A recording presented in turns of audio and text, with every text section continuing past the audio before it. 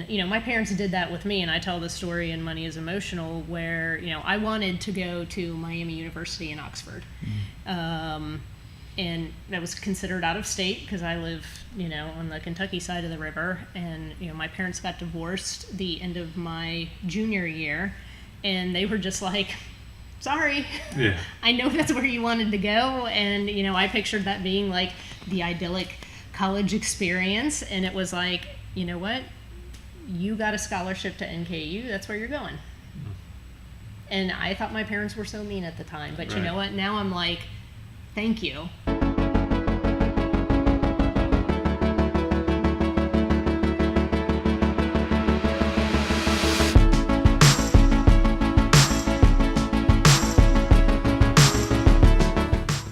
Good morning, everyone. This is Jarrett Basson with Mark McCain. You are listening to Triumph Every Day, where we discuss the journeys that shape the lives of our guests and how it brought them to where they are today.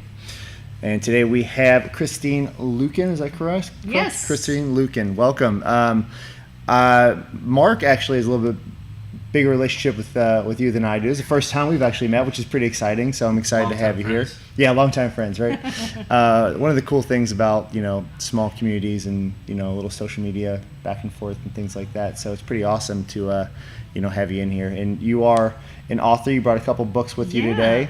We'll dive into those a little bit later on the podcast, but I just wanted to kind of get a general, let everybody know kind of where you're from, where you started at, and we'll kind of go from there. Yeah. So I am Christine Luken, the Financial Lifeguard, and I empower other people to rescue their financial dignity.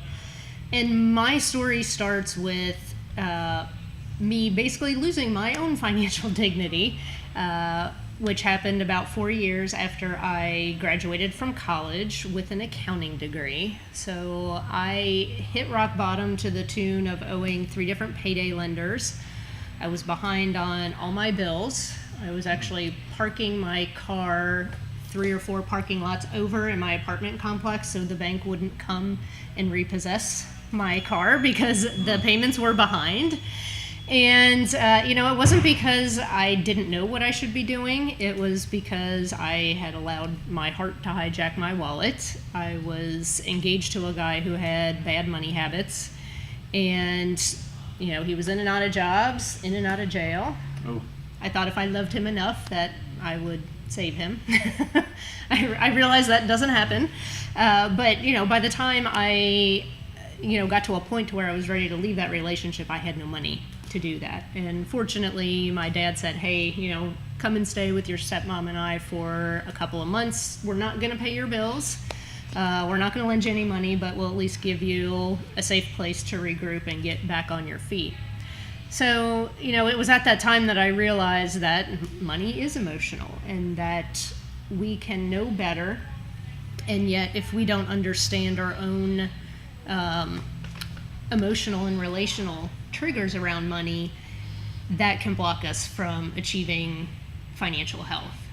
And a couple years after I ended that relationship and my finances were well on their way to being healthy again, I realized that I couldn't remember the last time I worried about money.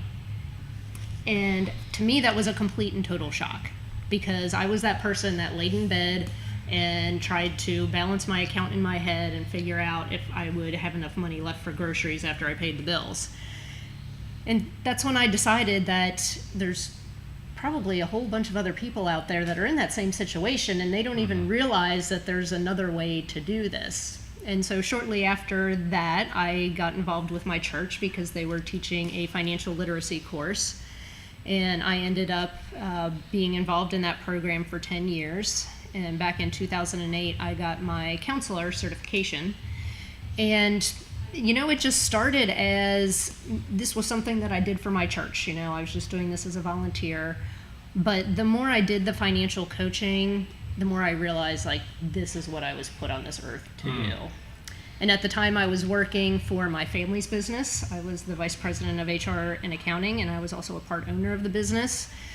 But I grew increasingly discontent with that because I knew what my calling was now. And so back in March of 2012, I took the leap into full-time entrepreneurship, and that has also been a crazy and fun and interesting ride. So I've actually written books about both of those two experiences, about the personal finances and my journey there, and also a book for entrepreneurs and talking about those unique challenges that entrepreneurs face, especially surrounding money. So, wow, that's pretty incredible. It's truly an incredible journey. Yeah.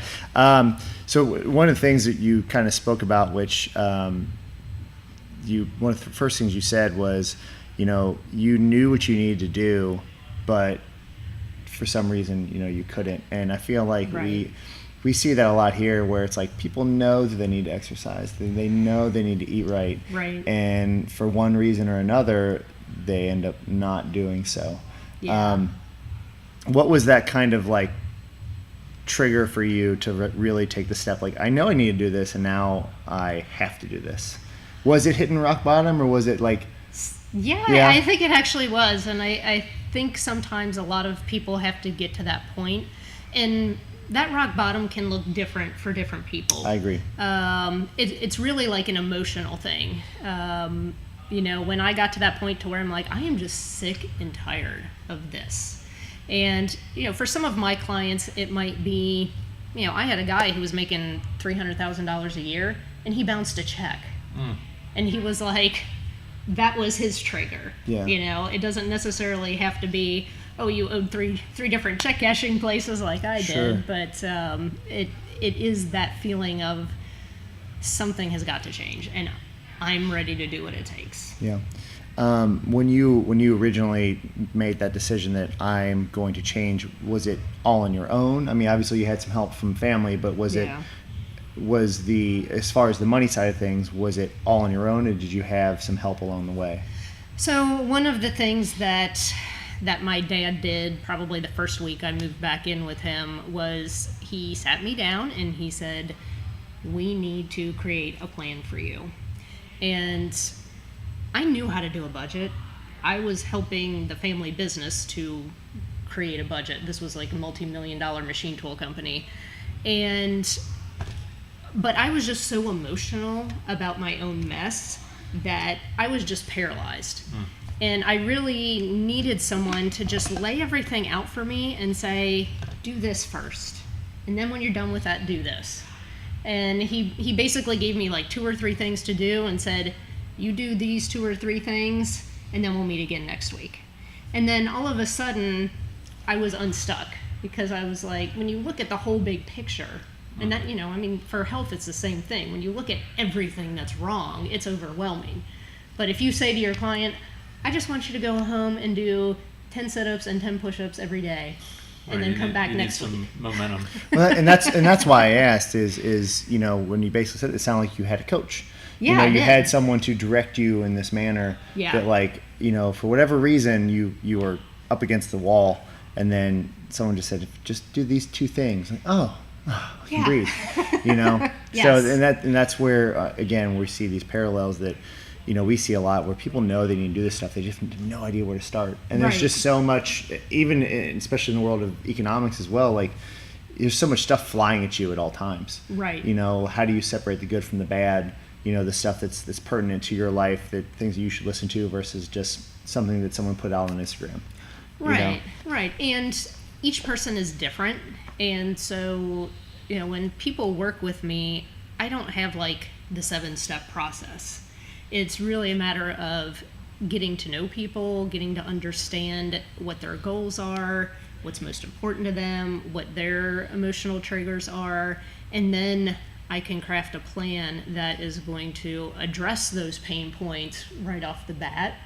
And I think that's the best approach for health as well. Yeah. Not everybody's cut out to be a vegetarian, or not everybody is cut out to be a bodybuilder. Right. And what does being healthy look like, or financially healthy look like for you individually, and having someone that can work through that process with you is important. Yeah, you have to take on that psychologist hat. And yes. We do that a lot here with, people obviously get emotional when they eat. Yes, so it's really all right, why are you continuing to eat this way? Right. And then they'll give you a couple excuses, and then maybe the real reason comes out. Yes. Do you see that a lot with financial? Oh, absolutely. Yeah. I mean, emotional spending and emotional eating, it's exactly the same. And you and I were talking a little bit about this before we started, was you have to look at the branches to see what's wrong, to see those symptoms, but you really have to get down and uncover those roots and heal them. Otherwise, those symptoms are going to keep coming back. Sure. Even if you temporarily fix them or make them go away, if you don't address those roots.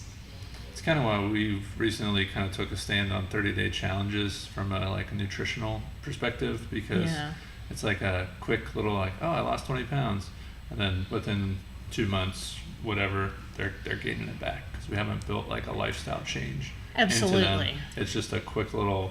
That's why anytime I see those infomercials, it drives me crazy with the pill. Right. Literally people hanging billboards up about it, and people obviously still buy it. Right. So it's like I said, it's changing the whole psychology of the manner and understanding. Our shortest contract here is 3 months. Because we want people to buy into the lifestyle. And that is awesome. When I work with people with coaching, it's 6 months, because there's a lot of mindset work that needs to be done. And even though you might start to see some really good tangible results in, second, third, and fourth month, you really need that extra time for those habits to really cement. Take root, as you said, Yeah. What we see a lot of, while I'm with you in that everyone is individual, but there are patterns we see a decent amount of time. We'll see the same, what Mark has a good name for them, the Yosemite Sands, people who come in, they're ready to change everything, they're going to do it in a week kind of thing, guns firing. And then, we have the very hesitant people that usually end up being, very good members in the long run, So we see these patterns, even though they're individuals and they have their individual, deficiencies and attributes and things like that. What are some of the patterns that you see as far as, whether it's emotional spending or, attachment to money and things like that? Yeah, so I would say some of the things that come up, as very common trends are mindless spending, where people are not really paying attention to things. The majority of my clients are high income earners. Income's not their problem, but their lives are busy. Most of the time they're business owners, and they're so busy running their business, they feel like they don't have time to really spend managing their money. So it's really about creating that mindfulness around their money habits. And we spend a good amount of time during the first month working on that. I actually ask my clients to change very little during the first 30 days of coaching. That first 30 days is more about awareness and mindfulness of what's really going on, because sometimes they think they know what they're spending, right. And they don't. We see that with eating. Yes. We see that with eating a lot. Absolutely. I eat healthy. And you're like, I want you to write down everything you ate. And oh my God. Yes. Well, and it's so funny that you say that, because one of the things that I tell people, to get control of their spending is, it's exactly the same as healthy eating. And it's like keeping a food diary. Keep a spending diary. If just for 30 days you just write down everything that you spend your money on, you're probably going to have some surprises. Yeah. Some not so good surprises. But the good thing is, once you're aware of that, then you can make a change. Yep. You're basically giving them a flashlight. Right? Yeah. Exactly. Self-awareness. There you go. Yes. Yeah, we say it all the time. That is the biggest. If we can have people become more self-aware, I think that's really the underlying kind of realm of our business. It's less to do with fitness, and it's like right. Just becoming more self-aware and making good decisions about your health. And you're doing the same thing with it. There's probably not a better way to become more self-aware than checking your bank statement. Yes. It's like, I'm going to be this, but your bank statement says McDonald's, or whatever. Right. Whatever, exactly. Fill in the blank. Even from early 2000s to now, we see so much more electronic spending. Yes. Do you see a bigger problem with that? And the reason I say that, I watched an interesting talk where he's a father and his kids just they have no, when you're a kid, you don't have an understanding of money. You think, Right. do you think $20 is $1 million? And, Right. it's like, but you're always asking for money, here and there. And so he went and took out $10,000 in cash for each of his kids, and they played Monopoly, like real life Monopoly with $10,000 in cash. And he watched, it's something that they play as a family all the time, which I don't know I've never finished a game of Monopoly, but they would actually play Monopoly as a family. And his daughter would always win, and his son would always just, well, I'll buy everything on the board, gave them real money, and everything changed. Mm-hmm. So when you see these, like when I can go on Amazon and it's like, I'm not spending money, it's like, I've got these credits. Right. I don't know if you see this connection between kind of reckless spending or mindless spending with that like form of electronic payment rather than using cash a lot. Yeah, that certainly, there actually is like proven psychology behind that. When people use cash to buy something, it actually registers as pain in their brain. And I agree. It doesn't really do that. It does that a little bit with a debit card, but with a credit card, it really doesn't at all. Yeah. And so I think it's really important that people know themselves. So like my husband, he's an engineer. He buys what he needs. He researches his purchases.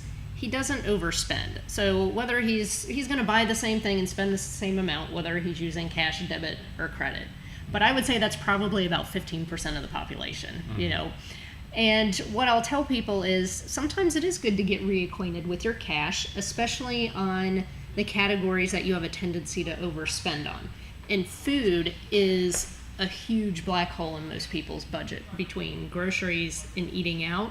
So many times I will tell my clients, and usually it's just for a short period of time, to switch that over to cash and really pay attention, because using cash forces you to pay attention and make sure that money is stretching. Now, I'm not against people using credit cards. Right. But I think people really have to know and understand themselves, and they really have to create that habit of mindfulness around that. And I'm a big fan of technology. I think tools like Mint.com and most banks have some kind of budget application that's built into their online banking, and being able to see that in the palm of your hand in real time is very powerful. Right. Especially if you're nervous about carrying around a lot of cash. Yeah. Do you see any like commonalities in people that maybe use like American Express cards? I know it's like one of the biggest ones where like, I just got a free flight. Like, is the flight like ever free? You know what I mean? Yeah.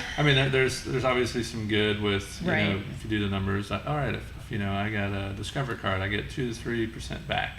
Yeah. Is it people are staying within their realm and they're not making additional purchases?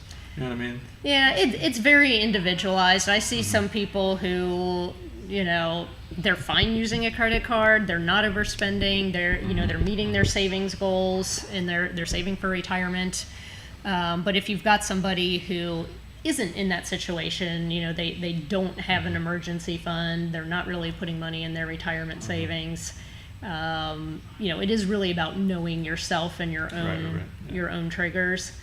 But I'm really all for having what I call portion controlled fun, and that's plays right into the whole eating healthy thing. Right. Like it's okay to have a piece of chocolate every once in a while, Sure. but let's not have a Hershey bar every single day.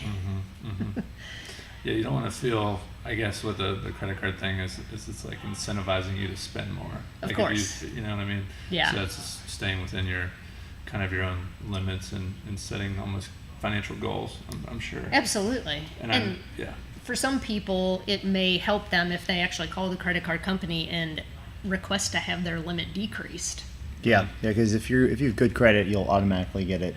Yeah. I've gotten statements from mine were like, oh, you've increased $3,000. I'm like, knock on wood, I'll never need that, unless I have a crazy emergency. But like, just because you pay your bill on time, they automatically increase your limit to spend more. Right. It's almost a trap, right? Yes. Unless again you're cognizant and have the self-awareness to know that you don't act that way. Right. But I can definitely see how it's an addictive behavior. We see the same thing with relationships with food and things like that. And we've all, mostly everyone's had someone close to them, either drugs and alcohol. It's an addictive type personality. Right. Yeah. So I think for me, one of the things that, I personally didn't have a credit card till mid-20s, but we actually do like the Amex thing where all of our groceries and gas, that's basically what we use it for, groceries and gas, and everything goes on there, and then we just collect our Sky Miles points later on, Right. But fortunately we don't have to spend a whole lot more than that. So for us, that's one that works, but I can definitely see if you're like, oh, if I spend $500 more, I can get a domestic flight, which is not very yes. as pleasurable as you think it might be. But one of the things I was going to say is my parents growing up were, always very into showing me how to save and, don't spend what you don't have and things like that.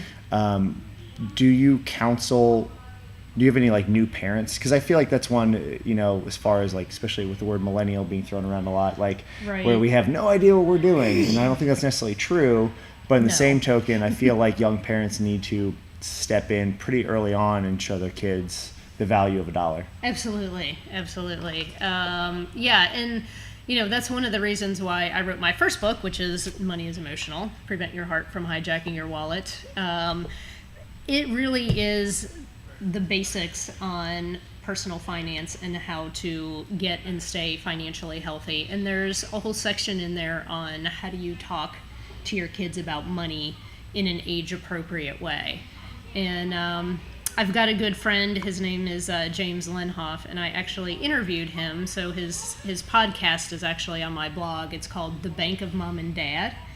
And so he actually instituted this really cool thing where he pays his kids for chores, and he doesn't put the money in the bank. Him and his wife actually keep the money, and they pay their kids 10% interest on the money. Nice. And so they can use it whenever they want, but if they don't use it, they get 10%. Okay. Right. And so he's beginning to incentivize them to save and invest. And he also allows them to make their own mistakes when the money is small. So if they want to, if one of his sons wanted to buy a radio-controlled car, and, James was looking at it thinking, that's probably not the best thing, but he's like, hey, he wants to spend his own money on this, okay, you're not going to earn interest on this, and you can buy this toy, and then when it broke a week later, then he could have that discussion with his son, how are you feeling about this right now? Do you feel like this was a good purchase? What could you have done differently? And, when you have those conversations with a 7 or an 8-year-old and they get to learn those lessons when the dollar amounts are small, then you don't have this 20 or 25-year-old young adult doing a $25,000 exactly mistake. Because they've never learned those lessons when they were young. So I think if you can create this microcosm and let your kids learn in a controlled environment when it hurts only a little bit, then you're teaching them those foundational habits that are going to carry them forward. Yeah, that's huge. That's pretty very interesting, actually. I could see some huge benefits from, because I think we've all done that, I'm getting allowances, and I started working at a very early age, and it's like you want to, getting a paycheck when you're, 15 or 16 is pretty awesome. It's like, there's 3 digits on there, Yes. It's like $140, but you're like, oh my gosh. And, even at a young teenager, you don't understand the value of saving it, because your housing's paid for, your parents are paying for your food. If you're 16, you may be paying for gas, but I was I consider fortunate now. It sucked at the time, but I had to buy I paid for half for my first car. My parents paid for half, I paid for half, and it was like, and it sucked at the time. It's like, all my friends are getting these cars, and I got this beat up 1989 Corolla. But like, I purchased, as much as I could for that, and it was it's just one of those things where it's like, right, well, now I have some intrinsic value that I hold to this, and I'm going to take care of this more than I would if someone else bought it for me. Absolutely. Because that's one. Look at rental properties versus houses that people own. I think there's a good or rental cars for even that matter. Right. People you take better care of it. Treat rental cars like they're toys. So I think there's huge value in being taught what it means to actually purchase something and take care of it, and really make sure it lasts as long as possible. Right. One of the little things whenever I was a kid that my grandpa actually kind of got me started was saving money, and just the whole concept around like having a piggy bank. Yeah. I think there's like a good general like lesson there, obviously for kids. But my piggy bank was a 5-gallon like water like dispenser kind of deal, and I just remember being obsessed with finding coins. Like, we lived kind of on the main street, and there would be literally some days where I would just go like walk up and down the street like looking for any type of coin, because my grandpa told me, he's like, whenever you fill that up, we're going to take it up to the bank and we're going to open up a bank account. And I just remember like any like spending, like my parents used to give me like $1 for hey, the living room's a mess or whatever like that, run the sweeper and clean all the stuff, I'll give you $1. I'm like, all right, can I have 4 quarters, whatever. And change for that's this, awesome. And little did I know, like, they were obviously reaping the, I thought I was the one obviously getting one on them. Right. But it just really taught me a good concept of like, you're not just gonna like be given this stuff. It was never a handout to like, oh, here's $10 in quarters, put them in your thing. There was this correlation between work, you have to work, and then you get paid. Right. And then the overriding was like, I'm going to have, this account with money in it.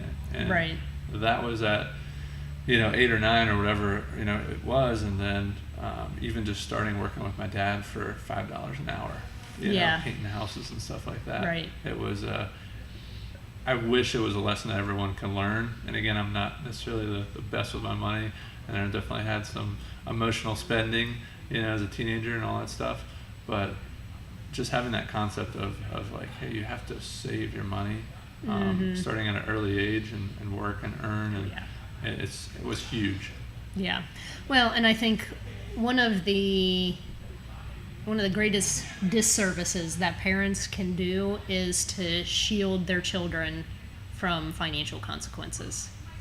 Because I coach a lot of, couples in their 40s and 50s, and they're dealing with college-age kids who are demanding financial support and not appreciating the financial support that they're getting. And that's kind of a rough process that I go through with the parents to, first of all, get them to see how they're doing their kids a disservice, and then taking corrective behaviors with their kids, because you can't just say, oh, okay, Junior, you're out of here, you're on the street. Right. But, making the kids aware, first of all, this is how much money we're spending on you each and every month. And you know how many hours that you would have to work to pay for all these things, and creating that awareness in their kids, and then starting to push that burden of responsibility bit by bit back onto their adult children, because there's a whole wave of people in their 50s and 60s who are not going to be able to retire comfortably because they are financially supporting their grown children. And so they're going to end up moving in with those kids who don't have that financial backbone. Yeah, I think there's it's a multi, and specifically probably speaking towards student loans are a huge one. Yeah, and there's a big, obviously, debate going on with how that whole system is being held and processed. Because when you're 19, 18, 19, you're signing papers, you don't really understand what's happening. Right. It's compounding interest. Exactly. Yeah. And I don't, that's well above my pay grade of understanding exactly how all that works. But, it's one of those things where you're 19, how do you get this understanding of like, you're going to pay $100,000 back, Right. it's an insurmountable a number for a lot of people to kind of really contemplate. Yeah. And, really weighing that against, is the education that I'm getting, is that really increasing my earning power to the point that it makes sense to take on that debt? And can I get this degree more affordably? So, right. And I think a lot of people are expecting, again, we're my generation, brought up in this idea that if you don't go to college, you're going to fail. Right. And I think people are finally realizing, hopefully, that there's other ways around this, especially with the massive skills and trade gap that's going on right now. Absolutely.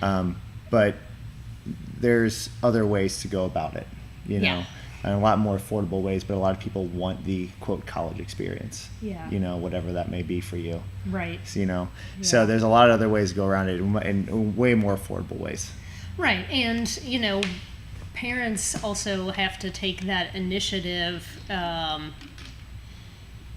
of my friends, we call him Dan the college man, and he helps families navigate the college process to ensure that they're going down the right road and that they're not overpaying for college. But one thing that he tells parents is, he says, don't let your 16 to 18-year-old make a $60,000 to a $240,000 decision for your family.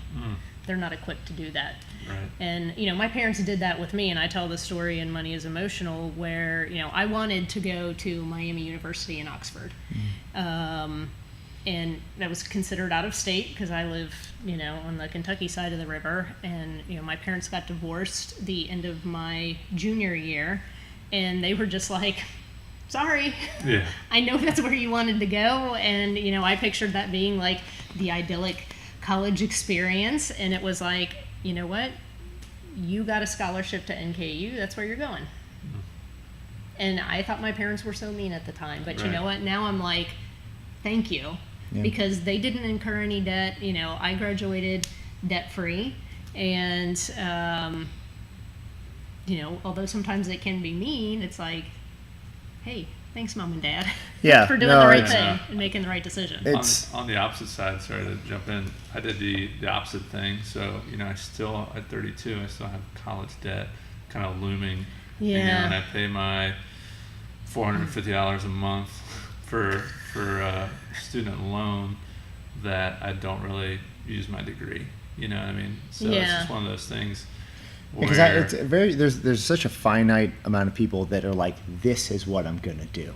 Right. I mean, that's kind of where I was going. It's one of those things where if I was going to be a nurse or an attorney, a specific industry where I have an economics degree, it's like, what do you do with that? Yeah. You go to law school and then you become an economist who is essentially a meteorologist for your finances, and basically can be wrong 9 out of 10 times and still make six figures.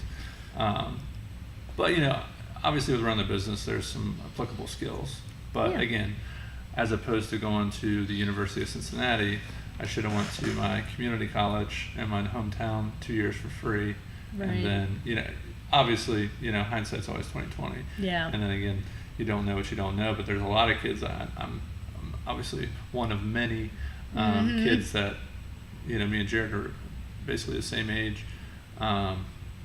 and that's what you were told. Like, if you want a good job, you got to go to college. And and in my mind, I'm like, all right, well, if I take on $40,000 of debt and I get a job that pays 50 to 60 out of school or whatever that is, I'll pay that back in a couple of years. Like, that's where my mind, you know what I mean? It's just like, you do the numbers, and that's just, so again, you're not going to explain it, and then federal versus private loans, all these things. And again, if I had federal loans instead of private, I would already have had forgiveness, right? And it'd already be paid off, gone. Yeah. That's rough. So it is rough, and it's one of those things where you just gotta have that full, complete information, and sometimes the glass isn't always half full as far as when people are trying to work to your side. Yeah. And then you realize it's like, I was just a number getting pushed through the system. And it's like, oh. Yes. Yeah. So anyway, I'm not bitter about it. I'm not bitter. Yeah, we're not getting personal or anything. No, that's why I applaud people like yourself that can actually, like, and your friend Dan, is that his real name? Dan the college man. No, his name's Dan. But people like Bissig. that can actually come into these people's lives before it's too, before mom and dad don't know. Right. Again, my parents didn't go to college, so they didn't have that, like. You're introduced. It's like when people come in here and they're like, they're so overwhelmed. It's like it's like you're trying to learn French in 2 weeks. Mm-hmm. Right. Like, it's just not possible. It takes 6 months to a year. Right. Like, and Right. same thing. You're being introduced to a system that you know nothing about. Right. And you're just like, sign here, sign here, sign here. And like in those little lines, you're like, your interest is going to go from here to here to here. Yeah. And you don't Right. even know it. Yeah. You know? So, but that's a whole nother world that, Yeah. we could talk about that for another hour. Right. I want to go back a little bit to, so the second book, so you talk about Money's Emotional. Second one here, what do we have? So Just came out, right? Yeah, this just came out. Yesterday was the launch day. So this is Manage Money Like a Boss, a financial guide for creative entrepreneurs. And the reason why I wrote it is I felt like creative entrepreneurs, especially those people who are, graphic designers, songwriters, artists, they're very right-brained, and they're very much into the whole creativity, and they see the money management and the business side of things as like a necessary evil. And so I will 100% agree with you. Are you the creative one? Yeah. Any freelance work, it's like, oh, what does it cost? I'm like, oh. Buy me a case of beer. What do you want to pay me? So it is. I can definitely speak to what you're saying. It's a very uncomfortable thing. Mark does, like I said, a lot of all of the financial stuff, like, and then I'll do all of the photos and videos and podcasts and all this stuff, and Right. to make T-shirts, but I'm good with managing my money, but when it comes to like, either asking for money or doing invoices, it's wildly uncomfortable. Yeah. Well, and one of the things that I wanted to do was to reframe people's relationship with money. So the whole point of Manage Money Like a Boss is that, if you think back to a time when you reported to a traditional boss, if you went into his office after lunch and you said, "Hey Bob, I'm caught up on my work, what do you want me to do?" and he hid under his desk or just ignored you until you finally walked away, how productive are you going to be for the last half of the day? Right. Not very productive. And so we understand that, but a lot of entrepreneurs are doing that with their money. They're hiding from their money, they're ignoring their money, they're just hoping it's going to take care of itself, and then they get frustrated when they don't have any money. And your money wants to be managed. And the great news is it doesn't take a ton of time, and it's really not that hard. And so I explain money in business in a way that speaks the same language of creatives, because I think we've all had the experience of talking to a financial planner or CPA or a bookkeeper, and it sounds like they're speaking Spanish. Like, we have no idea what they are talking about. And so because we don't want to look stupid, we just sit there and nod because we don't really know what they're talking about. And so I wanted to give people a plain English guide of, this is what this means. But this isn't just strictly an accounting book. There's one section in there on the actual, the language of money and actually the hands-on money management, but it talks about all of the other things that affect your bottom line. And so that does include things like public relations and your marketing, your website, networking, all of those things, your professional image. All of those things have the ability to influence your bottom line either positively or negatively. And so it really is a holistic approach to looking at your business in a way that, that you and money are in partnership with each other. If you as a creative entrepreneur can succeed with your finances, you and money can change the world. And I think most creatives feel very purpose driven, and there's nothing wrong with wanting to be financially healthy and or financially wealthy. Yeah. It's almost looked it's like it's catch-22 a little bit, because you're for a lot of people it's like, oh, you're a sellout because if you're successful, right? And it's like, no, like it's the purpose of why it's not the purpose of why we're doing this, but like in order for us to do this, we need to make money, right? Yeah. And what I tell people is selling is serving. So if you really believe in what you do, and it's something that I had to deal with myself, but it's like, you know what? I'm helping people rescue their financial dignity. I'm changing the trajectory of people's lives, of their relationships, of their businesses. And the financial gain that they get from working with me, they get a huge return on the money that they pay me and the time that they put into it. And so to me, I'm not really selling people by telling them about my books or about my coaching. I'm serving them. My goal is to help as many people as possible become financially healthy. And I know you guys are like, let's get as many people as possible physically healthy. Yeah, that's the tough part, where it's like that, because we are a premium service. We cost well and above going to a gym down the street. Right. But helping people see that value in what we actually provide, to where we can, if you want, you can change your entire life, and you can do it, in a relatively short amount of time in considering the lifespan. Yes, absolutely. And so I think the tough part for us sometimes is putting a price tag on that, on what that actually costs. And there's some people where you and we have a lot of empathy, and like there are some people who just truly can't afford to come here, right? And it's making that like decision on, okay, do we help this person? Well, how do we not help the next person? So it's very back and forth a lot for us. I almost hesitate to say this, but it's like on major brands, typically I'm not going to walk into Amazon and ask for a discount. Right. So it's like, so many people will come through our doors and be like, I can't do that much, but so it's just I always like feel like we're in a when I say that, small businesses in general, right? I feel like you're in a tough position for people to understand the value, just like Jared said, because again we have people here. Majority of our people are like, pay even more for what you guys are offering me, and I totally see the value, but there's obviously that small few that's just pick it apart and are like, well, and those aren't your people, right? And I think fair.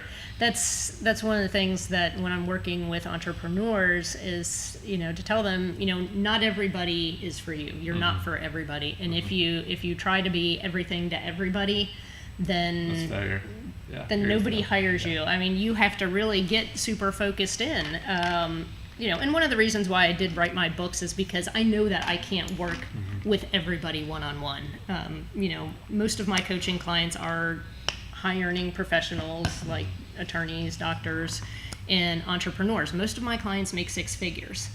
And I don't apologize for that because I have other things that can help people who are at lower price points. Sure. And I have other coaches that I refer out to as well. But I know that those people, if I can get them financially healthy, I'm not only changing their lives, I'm changing the lives of a lot of other people because they are usually employing people. Everything that's coming down the line. And they're also people who are passionate about different causes in the communities, or are giving a lot of money to churches. And so you just have to decide who is it that I'm really best equipped to serve, and don't apologize for that. Right. Yeah. So that's a lot of our clients. Honestly, are high earners, and that's how they can afford a premium service. Right. And I'm not saying they don't, deserve a premium product in return. And that's what I mean. That's why we try to spend every day thinking about how do we best serve. Right. And that's why selling can be difficult sometimes, because we're so invested in what's going on inside our four walls from a fitness perspective. Right. That this other concept is sometimes foreign to Yes. us and a lot of other gym owners. So people like yourself, your services are very important. Right. I can say that, and you are changing lives. And I think for us, sometimes it's me and Jarrett, when we sit down and we talk, it's really, we're almost selling ourselves on like, all right, like we deserve this, right? Yeah. You know, like we're worth this much, right? Mm-hmm. And we are, you know, able to cure things like diabetes. We are able to cure things, you know, like getting people off medications, lowering people's blood pressure. Oh man, I you can't know, tell you how many. all That's these some of the things. exciting things, most exciting times. I love hearing weight loss stories, but more exciting than that is when someone tells me that I went from taking 4 medications to 1, or I went from Right. 5 to 0. Yeah. You know, and like they're like, I just thought I was going to be on this for the rest of my life. And you're like, Right. no, we just change these, take these little steps, and then you look back and you're like, oh man, look at where I started. Right. You know, Yeah. and then look down the line, and not to mention, you know, at least from a money perspective, how much medications cost. You know, even with insurance, Absolutely. you know, your insurance Yes. premium Oh goes my gosh, down, yes. your medication cost goes down. It's definitely a full circle, full blown effect, butterfly effect type thing. Right. Yeah. And as a business owner, you really have to feel into those things and own them and communicate that to people. Like, this is how we're helping you. We're not just helping you do a handstand push-up. You know, like it's cool to be able to say that. We but- tell people all the time that the fitness side of things is just a side effect. Right. It really is, you know, and I truly believe that, and I think that's maybe sets us apart just a little bit different, like where it's not, can you do 15 pull-ups unbroken, Right. or, you know, can you run a mile under this time? It's you know, how are you feeling today? How are you doing? How's your family? You know, Right. are you eating healthy? You know, those types of things are such bigger because they make such a bigger, you know, impact in people's lives. Yeah. Well, and one of the things I tell people is that it's really not about the money. You know, money is just energy. And it's really, what does the money represent?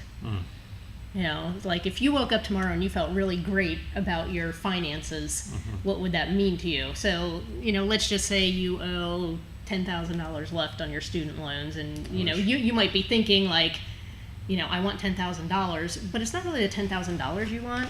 You want that feeling of that student loan debt being gone. Sure. That's really what you want, is that That's feeling my favorite of, time of Dave Ramsey. yeah. I mean, that, Debt free. yeah, I mean, that's really what you want. It's not really the money, it's what does that represent. Sure. Yeah. Yeah. You know, and again, I know people have heard this before, but it's so many people out there that are millionaires, even billionaires, that are depressed. Right. You know, some of the famous, you know, look at Anthony Bourdain, one of the Yeah. most famous guys. I mean, by all accounts, awesome dude, amazing job, you know, career, and Yeah. obviously takes his life. So, but you know, it's having these core values, you know, and beliefs, and that's Yeah. one of the things we try to hold true to in our business, and I'm sure you do as well. Yeah. And it's not compromising that integrity. So one thing I love about what we do here is I never feel like a cheesy car salesman whenever I'm putting Yeah. people through a day one experience. And it's just like, hey, look, I want this to work Right. for you. I don't want Yes. this to be like, well, all right. You know, I trick them into saying a couple fancy terms, and, you know, and That's we just talked about it. fat burn. We and, talked about you it know. on Monday. But we really did. You know, it was like, you know, we're scrolling through the competition and not other CrossFit gyms. Like, we're talking about Planet Fitness and Crunch Right. and all these larger gyms that are letting people come in for $10, and it's like it's a gimmick.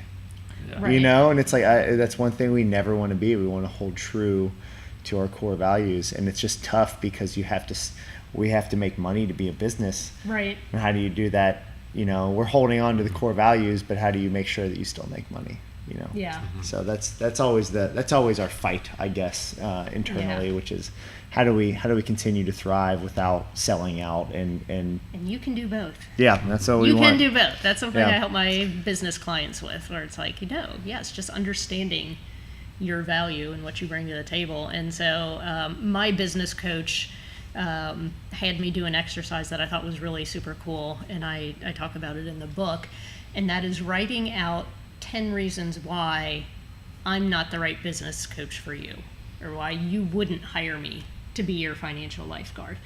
And it's, what are those things that you take a stand against?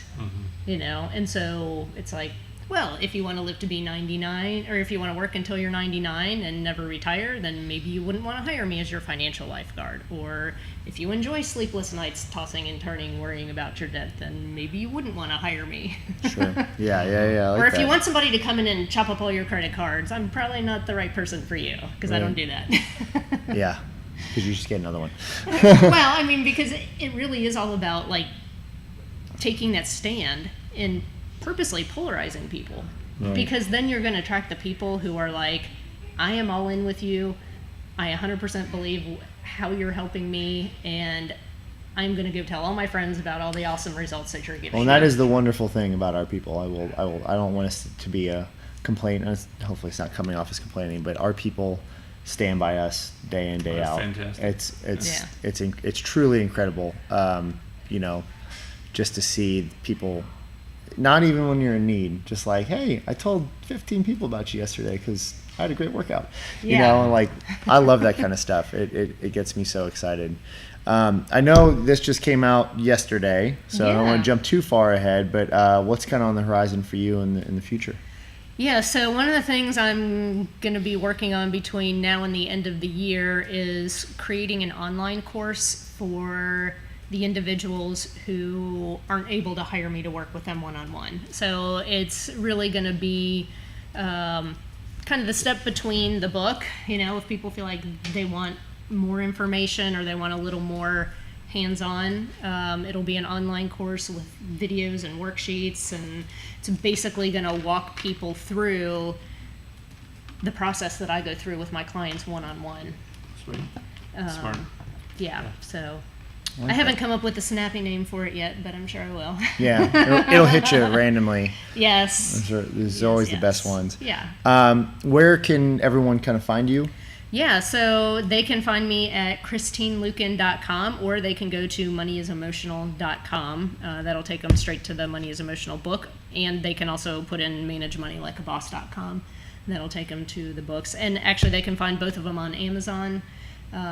If they're a Kindle Unlimited reader, they can actually get Manage Money Like a Boss as part of their membership for free. So cool. Very cool. I like that.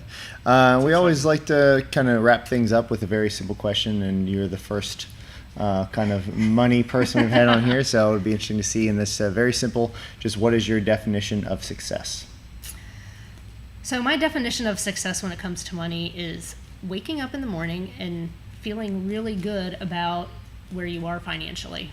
And for each person and family, that's going to look a little bit different. So it's really about understanding what your goals are, what's most important to you and your family in your particular situation, and, you know, taking those daily steps towards that goal.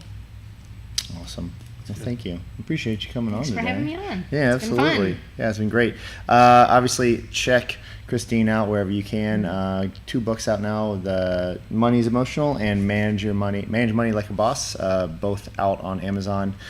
Check those out. And thank you all for listening to Triumph Every Day. Make sure you subscribe on YouTube, iTunes, and everywhere your favorite podcasts are found.